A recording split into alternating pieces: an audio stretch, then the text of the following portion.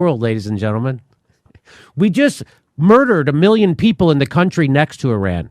We murdered another 1 million people in the other country on the other side, in Libya. We just dropped 27,000 bombs in Syria to the country just to the north. We're still occupying Afghanistan. And someone else is a bad actor?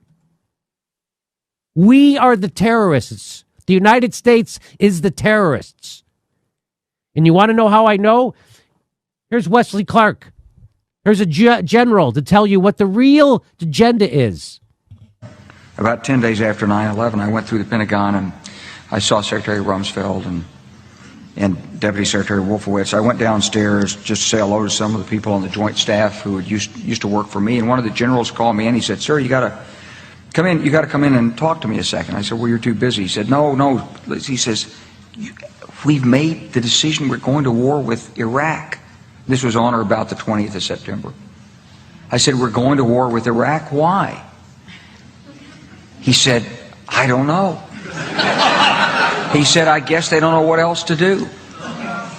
So I said, "Well, did they find some information connecting Saddam to Al-Qaeda?" He said, No. He says, "There's nothing new that way. They just made the decision to go to war with Iraq."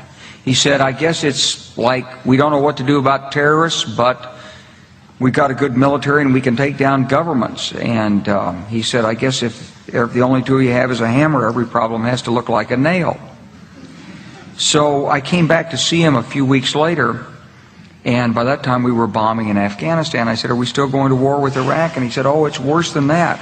He said, he reached over on his desk, he picked up a piece of paper, and he said, I just got this down from upstairs," meaning the Secretary of Defense's office today, and he said, "This is a memo that describes how we're going to take out 7 countries in 5 years, starting with Iraq and then Syria, Lebanon, Libya, Somalia, Sudan, and finishing off Iran." And now you know the rest of the story.